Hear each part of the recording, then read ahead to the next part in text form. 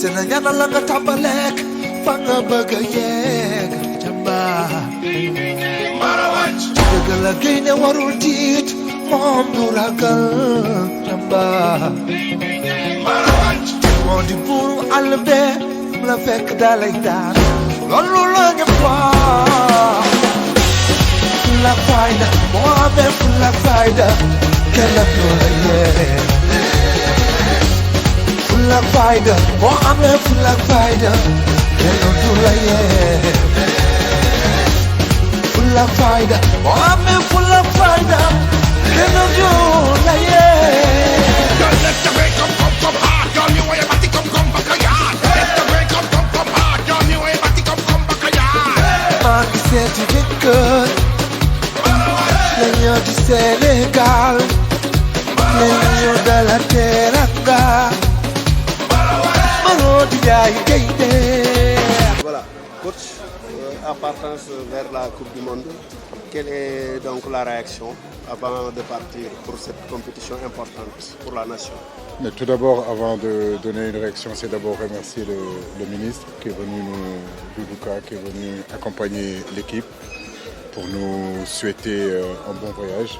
Et au nom de la fédération, au nom des joueurs, je tenais vraiment à le remercier de ce geste.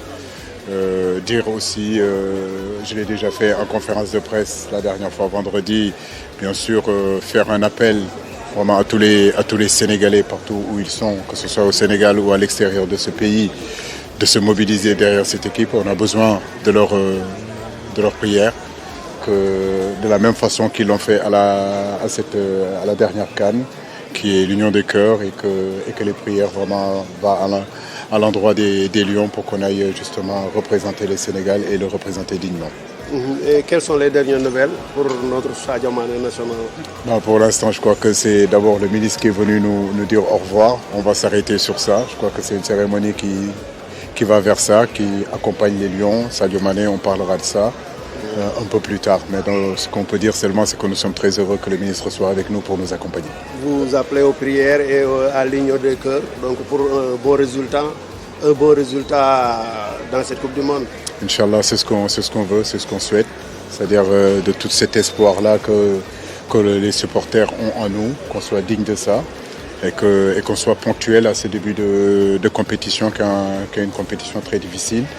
Certes, mais je pense qu'aujourd'hui, avec l'accumulation des expériences et différentes cannes qu'on a eues, on est mieux armé et on a appris aussi à faire face à ces envergures, à ces défis d'envergure.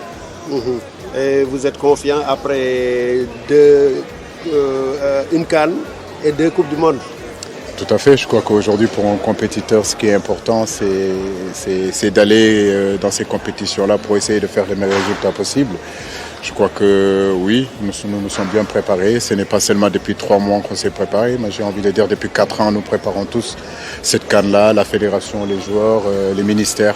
Donc aujourd'hui, on est à quelques heures de ce déplacement. Donc nous sommes très fiers de pouvoir aller représenter dignement notre pays et notre continent. Ce déplacement avec Air Sénégal qui réitère aujourd'hui son accompagnement au Lion du Sénégal. Tout à fait. Je crois que cette collaboration entre Air Sénégal et l'équipe nationale du Sénégal ne date pas d'aujourd'hui. Ça fait depuis pratiquement 2 ans ou 3 ans. Nous les remercions pour ça et je pense que c'est normal qu'aujourd'hui une équipe comme celle du Sénégal, l'équipe de football ou bien une autre équipe, en tout cas qui représente le pays, soit aujourd'hui transportée et amenée par Air Sénégal.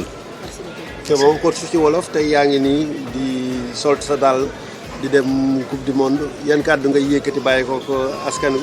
waaw askan bi comme ni ma ko waxee àjjuma bi passé rek di ñaan ñëpp seen i doom seen i mag seen i rakk seen i sët ñooy dem compétition boobu nag mu nekk loo xam ne lu soxal sénégalais yi la tey kenn mënul naatable tey niveau football bi ci société sénégalaise bi donc di sàkku si sakkaat ñaan encore pour que justement yàlla yóbbu ñu ci jàmm ak salaam ndam lii nga xam ne moom la sénégalais yëpp bëgg moom la Afrique yëpp bëgg yàlla may ñu ko ñu indi ko fii si jàmm ak salaam di sant tamit di gërëm tamit ministre bi Doudou Ka boo xam ne moo ñëw fii ak délégation bi pour accompagner ñu loolu vraiment mu nekk loo xam ne ça nous touche vraiment merci beaucoup pour ce déplacement monsieur le ministre. tey ngay dem ci joŋante boo miin bi ñu war a nekk ñetti yoon gannaaw bëgg a jëlee Coupe d'Afrique des Nations mel ne waaj nga bu baax de wala am nga ay jaaj.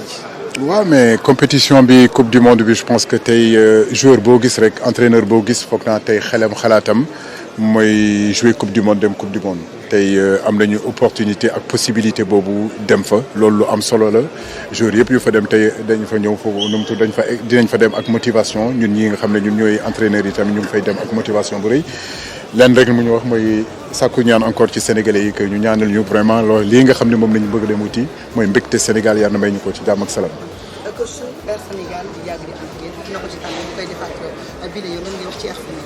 waaw di leen jaajëfal bu baax comme ni ngeen ko xamee Air Sénégal ak équipe nationale moom du histoire boo xam ne léegi la daté tey balaa ñu doon am sponsor bi nga xam ne mooy Air Sénégal dañ doon déplacé wu di def ay compétition di gis ni que yeneen nation yi yeneen dëkk yi yeneen réew yi dañuy ñëw ak seen i avion tey je crois que tey Sénégal buy dem tey coupe du monde wala muy dem coupe d'Afrique te ñu gis ni que avion Air Sénégal mooy wàcc ci tarmac dëkk yooyu mbégte la ci ñun te évolution la ci ñun di leen jaajëfal bu baax a baax a baax. lan leen mën a xaar ci Aliou Cissé parce que mi ngi dem Sénégal di ko ñaanal lan leen mën a xaar ci résultat. mais xanaa def suñu kéemtalaay kattan rek waaw jéem a bégal Sénégalais yi loolu mooy suñu app loolu nañ bëgg te yal nañu yàlla may doole kattan boo xam ne dinañu bégal Sénégalais yëpp. li ñuy wuti yàlla nañu ko am. amiin yaa rabbi. yàlla si. Ministre. Merci. Monsieur le ministre, vous avez tenu à être là aujourd'hui pour accompagner cette délégation sénégalaise qui va se rendre à la Coupe du Monde. Quel est le message que vous avez donné? D'abord, le fait que Air Sénégal soit le transporteur officiel des Lions de la Teranga est une source d'opportunité pour l'image de notre compagnie nationale.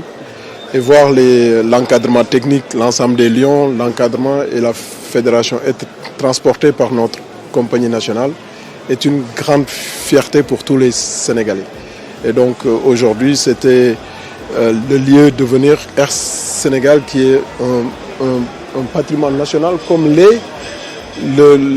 l'équipe nationale. Donc c'était normal en tant que ministre en charge des transports aériens de venir ici dire un au revoir à l'encadrement, les encourager, leur dire une bonne chance en espérant qu'ils vont faire un très bon résultat.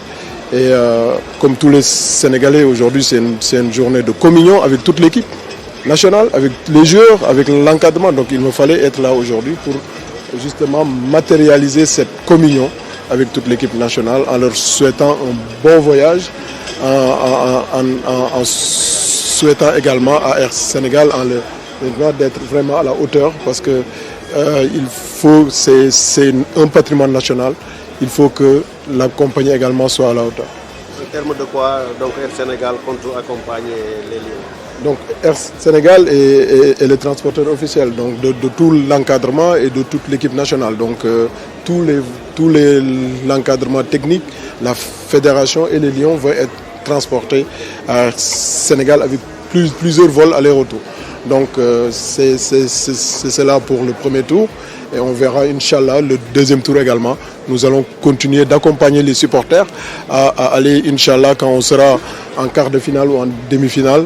Donc pour aller accompagner les Lions parce que je suis sûr que ces Lions-là que je vois avec l'équipe, avec Aliou Cissé comme entraîneur, avec lui sa haine de Lyon. Donc il va nous amener pour une première fois en demi-finale au moins de cette Coupe du Monde.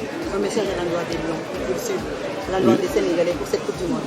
Oui, c'est vrai, vous avez totalement raison. Mais je pense que le plus important aujourd'hui, c'est de communier avec les Lions. De leur dire que tout le peuple sénégalais est derrière eux pour les supporter, pour les accompagner, à aller ensemble. Vous avez entendu ce que Aliou Cissé a dit tout à l'heure, c'est ce besoin de communion avec le peuple sénégalais, de fusion, comme nous l'avons fait pendant la dernière CAN, comme nous l'avons fait lors du match contre Sénégal-Égypte. Et aujourd'hui, nous devons le faire tous ensemble pour être comme un seul homme pour aller gagner cette Coupe du Monde pour la première fois en ci wolof monsieur le ministre tey yaa ngi fii di gunge délégation. dëgg la ñu ngi ñëw fii di sant suñu borom tey nga xam ne Air Sénégal boo xamante ne si sama entreprise yoo xam ne sama secteur moo ko yilif ñu ñëwoon fii tey ànd fi ak DG Air Sénégal mu toog sama gannaaw ànd fi ak DG AIBD ànd fi tam ak directeur des transports aériens ñu ñëw ànd ak man ñëw seet si encadrement technique bi mooy entraîneur bi Aliou Cissé ak fédération bi ñoom ñuy dem nga xam ne ñu di leen tàggoo ñaanal leen ndam ñaanal leen ñu dem si jàmm yegg fa si jàmm am fa ndam donc loolu moo waral tey sama teewaay fii tey di wax ni tam Air Sénégal nga xam ne suñu compagnie nationale la Sénégal yëpp a ko moom suñu patrimoine la loo xam ne ñëpp a ko moom te nu Sénégalais yi mel si équipe nationale bi tey noonu la Sénégalais yi war a mel si Air Sénégal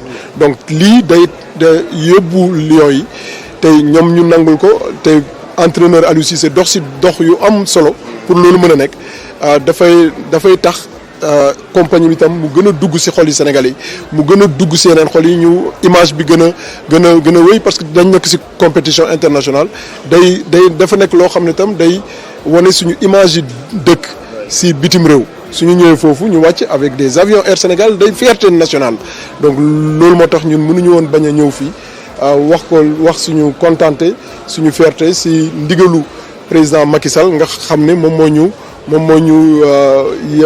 ñu sant ñu def lépp ba nga xam ne lépp luy transport officiel de la fédération de l'encadrement et des joueurs Air Sénégal am si def si ay taxawaay yu mët pour mu mën a mët sëkk te ñu def ko si jàmm ak salaam ak lépp lu si war. bëgg ngeen yóbbu ay supporters demi-finale wala yaa ngi ko doon wax léegi. waaw ma ne lii premier vol yi la te man yaakaar naa ni Air Sénégal suñu jàllee premier tour bi rek man moom laay xaw kii mais suñu jàllee ñu ma gis si sama Aliou Cissé benn match rek nga toog loolu dafay dem final su loolu nag man gëm naa ni Air Sénégal dinañu taxawaat ba ñu dem ba nga xam ne ay supporters yu bëri dinañ leen mën a yóbbu foofu ñu gën a mën a encourager équipe bi te loolu gëm naa ko te am naa yàqin que Sénégal yëpp suñu mànkoo nekk benn comme par exemple dem dinañu indi ndam maa ngi sant.